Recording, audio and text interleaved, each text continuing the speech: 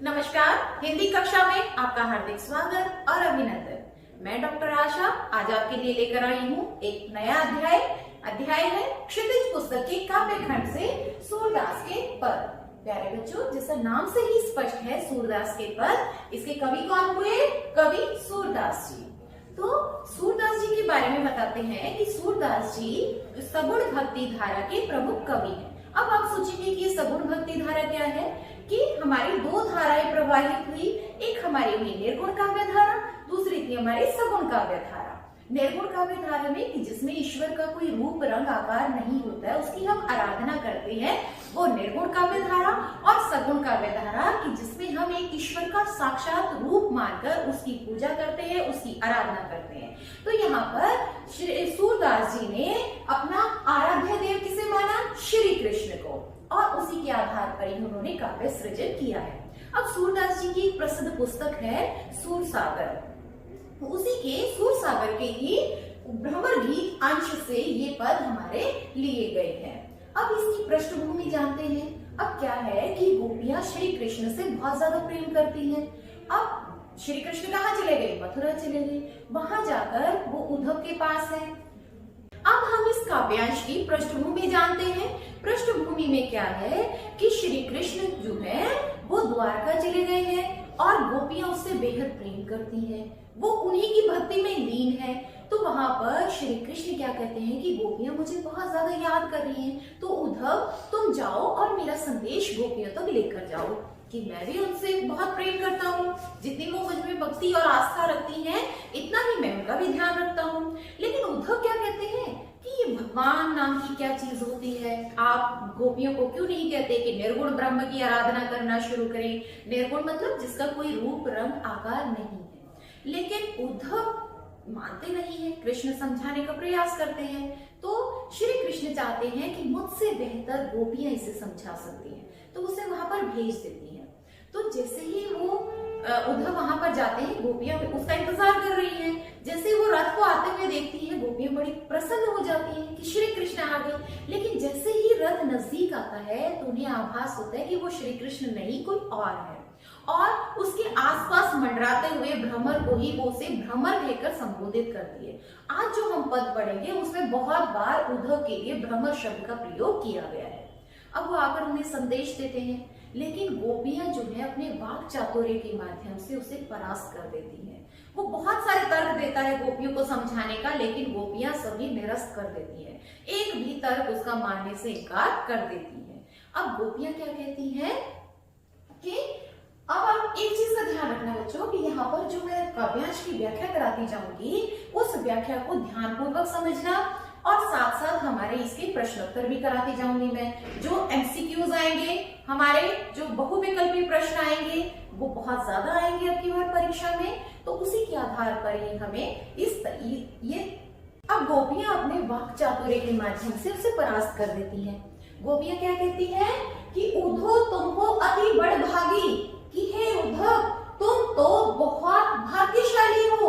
बड़भागी मतलब बहुत अधिक भाग्यशाली हो। और अब यहाँ पर वो बड़भागी शब्द क्यों बता रही है? उसे भाग्यशाली क्यों कह रही है? यहाँ पर वो उसे भाग्यशाली नहीं बल्कि भाग्यहीन कह रही है। क्यों कह रही है? क्योंकि यहाँ पर उद्धव जो है वो श्री कृष्ण के पास रहते हुए भी भाग्यवान नहीं है, वो भाग्यहीन है। क्यों है? क्योंकि वो उसके प्रेम में बंधा ही नहीं है, क्योंकि श्री कृष्ण के पास रहते हुए भी वो उसके प्रेम में लीन नहीं है। ए परस रहत स्नेहे तदाते नाहि मन अनुरागी। अब क्या कहते हैं? ए परस मतलब स्पर्श से रहित। आ का मतलब होता है नहीं, परस मतलब स्पर्श।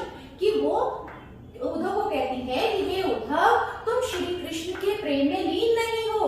रहत स्नेह तगाते, स्नेह तगा स्नेह रूपी धागे में तुम बंधे हुए नहीं हो। अब गोपियां क्या कहती हैं कि ए परस रहत स्नेह तगाते नाहि मन अनुरागी, कि तुम तो श्री कृष्ण के प्रेम रूपी धागे में बंधे ही नहीं हो, स्पर्श से रहित हो। अब का मतलब होता है नहीं। और यहाँ पर ये देखिए स्नेह तगा, ये वाला प्रश्न भी बहुत बार परीक्षा में आता है। छोटे प्रश्न में एमसीक्यूज में बहुत बार परीक्षा में आता है। ध्यान रखना, स्नेह तगा मतलब स्नेह रूपी बंधन। वैसे तगा का मतलब होता है धागा, लेकिन यहाँ पर उत्तर में आपको लिखना है बंधन, कि तुम स्नेह रूपी बंधन में बंधे हुए नहीं हो, ना ही मन अनुरागी और ना ही तुम्हारा मन किसी के प्रेम में लीन हुआ है।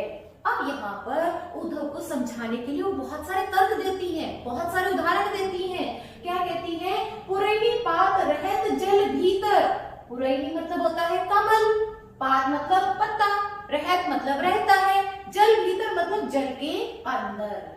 ता रस देहन ताकी, कहती हैं गोपियां कहती हैं कि जिस प्रकार से कमल का पत्ता जल के अंदर रहता है, फिर भी पानी की एक भी बूंद उसको स्पर्श नहीं करती है। कहने का तात्पर्य कि जैसे कमल का फूल होता है, वो जैसे जैसे पानी का स्तर ऊपर आता जाता है, कमल की जो नाल है वो भी बढ़ती जाती है, और जैसे पानी का स्तर आता है तो वो मुरझा जाता है, लेकिन कभी भी वो अपना स्तर गिराता नहीं है। तो इसी तरह कहते हैं कि जिस तरह से कमल का पत्ता पानी के अंदर रहता है, एक भी पानी की बूंद उस पर स्पर्श नहीं करती है। जो जल महा तेल की गगरी बूंद ने ताको लागी। अब अगला उदाहरण क्या देती है कि जिस प्रकार से जल महा मतलब जल के अंदर, तेल की गागरी मतलब तेल की मटकी, कि जिस प्रकार से तेल की मटकी पानी में रहती है, फिर भी वो उस पर पानी की एक भी बूंद स्पर्श नहीं करती। जैसे चिकना घड़ा होता है, हाँ, ये मुहावरे में भी देखते हैं कि चिकना घड़ा, कि जिस पर कोई भी असर नहीं होता है, कि तेल की मटकी है और उस पर अगर पानी डालोगे तो उस पर पानी तो टिकेगा ही नहीं, क्योंकि पानी तो नीचे चला जाएगा बहकर। तो और क्या उदाहरण देती है? प्रीति नदी में पांव ने बोलियो दृष्टि में रूप पर आ गई, कि तुमने प्रेम रूपी नदी में पांव नहीं डुबोया है और ना ही तुम्हारी नजर किसी के रूप सौंदर्य पर गई। ये क्या कहती है? सूरदास अब्राहम घोरी गुर चाटी चुप पागी। तो यहाँ पर सूरदास कवि का नाम है, और यहाँ पर इसमें पदावली को पूरा करने के लिए सूरदास जी ने अपना नाम डाला है। और क्या कहती है? अबला मतलब जिसमें बल नहीं होता है, ए का मतलब होता है नहीं, बल मतलब शक्ति, कि जिनमें शक्ति नहीं है, ऐसी अबला हम घोरी, हम भोली भाली नारियां हैं, हम अबला हैं, और हम तो श्री कृष्ण के प्रेम में उसी प्रकार लीन है जैसे गुड़ से चींटी लिपटी रहती है। कि जिस प्रकार से गुड़ से चींटी को अलग नहीं किया जा सकता, वैसे ही हमें श्री कृष्ण की भक्ति से अलग करना असंभव कार्य है। तुम जो ये निर्गुण का संदेश लेकर आए हो, इसे तुम वापस अपने साथ ले जाओ, हमें इस निर्गुण के संदेश को नहीं समझना है। अब इसका हम काव्य सौंदर्य देखते हैं, क्योंकि हमारे प्रश्न पत्र का जो नया प्रारूप आया है उसमें 3 अंक का आएगा काव्य सौंदर्य से संबंधित प्रश्न, जिसमें से 1.5 अंक के आएंगे उसके भावार्थ और 1.5 अंक के आएंगे काव्य सौंदर्य। अब भावार्थ में क्या करेंगे? जो यहाँ पर मैंने आपको सारांश बताया है उसमें क्या भाव है, एक एक शब्द से आपको नहीं लिखना है, लेकिन जो भी पंक्तियां आपको परीक्षा में दी जाएंगी, चाहे मान लीजिए कि आपको ऊपर की 2 पंक्तियां दे दी जाए, या ये 2 या ये अंतिम की 2 पंक्तियां दे दी जाए, उनसे संबंधित आपको भाव सौंदर्य और काव्य सौंदर्य पूछा जाएगा। 1.5 अंक में भाव सौंदर्य में आप क्या लिखेंगे? इसकी व्याख्या लिखेंगे, है? और इसके बाद जो काव्य सौंदर्य आएगा उसमें भाषा, छंद, अलंकार, रस, गुण या और भी जो उसमें चीजें बताई गई हैं वो हमें लिखना है। तो भाव सौंदर्य में आ जाए तो आप व्याख्या बहुत अच्छे प्रकार से लिख लेंगे, और काव्य सौंदर्य में आ जाए तो आप क्या क्या लिखेंगे? कि सबसे पहले तो हम ये वाला बिंदु लिखेंगे कि इसमें निर्गुण का खंडन और सगुण का मंडन किया गया है। मतलब कि गोपियां निर्गुण ब्रह्म को स्वीकार करने से बिल्कुल मना कर रही है, और सगुण मतलब कि अपनी सगुण भक्ति का वो समर्थन कर रही है। तो सबसे पहला बिंदु क्या होगा कि निर्गुण का खंडन और सगुण का मंडन किया गया है। अब भाषा लिखेंगे, तो भाषा क्या लिखेंगे आप?